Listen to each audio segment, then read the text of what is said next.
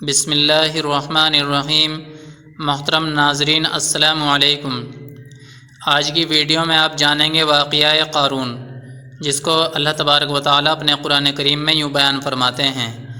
قارون موسیٰ علیہ السلام کی قوم میں سے تھا اور ان پر تعدی کرتا تھا، اور کثرت مال کی وجہ سے ان سے تکبر کرنے لگا، اور ہم نے اس کو اتنے خزانے دیے تھے کہ ان کی کنجیاں ایک طاقتور جماعت کو اٹھانی مشکل ہوتی۔ جب اس سے اس کی قوم نے کہا کہ اترائے مت، کہ خدا اترانے والوں کو پسند نہیں کرتا، اور جو مال تم کو خدا نے عطا فرمایا ہے اس سے آخرت کی بھلائی طلب کیجیے، اور دنیا سے اپنا حصہ نہ بھلائیے، اور جیسی خدا نے تم سے بھلائی کی ہے ویسی ہی تم بھی لوگوں سے بھلائی کرو، اور ملک میں طالب فساد نہ ہو، کیونکہ خدا فساد کرنے والوں کو دوست نہیں رکھتا۔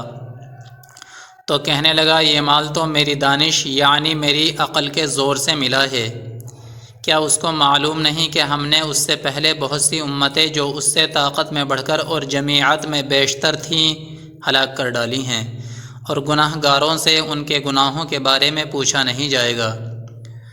تو ایک روز قارون بڑی آرائش اور ٹھاٹھ سے اپنی قوم کے سامنے سے نکلا، تو جو لوگ دنیا کی زندگی کے طالب تھے کہنے لگے، جیسا مال و متاع قارون کو ملا ہے کاش ایسا ہی ہمیں بھی ملا ہوتا، وہ تو بڑا صاحب نصیب ہے۔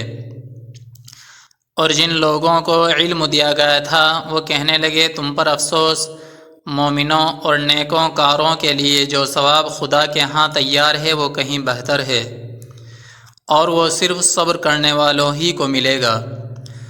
پس ہم نے قارون کو اور اس کے گھر کو زمین میں دھسا دیا، تو خدا کے سوا کوئی جماعت اس کی مددگار نہ ہو سکی اور نہ وہ بدلہ لے سکا۔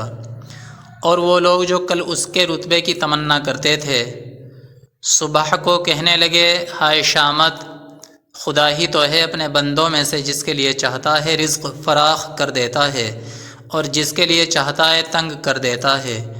اگر خدا ہم پر احسان نہ کرتا تو ہمیں بھی یوں ہی دھسا دیا جاتا۔ ہائے خرابی، مجرم نجات نہیں پا سکتے۔ محترم ناظرین، اگر آپ نے ہمارے اسلامک مفتاحی چینل کو ابھی تک سبسکرائب نہیں کیا ہے تو آپ براہ کرم ہمارے چینل کو سبسکرائب کر لیں، تاکہ آنے والی ہماری ہر ویڈیو آپ تک بروقت پہنچتی رہے۔ اور اگر ویڈیو پسند آئی ہے تو لائک اور شیئر کرنا نہ بھولیں۔ بہت شکریہ۔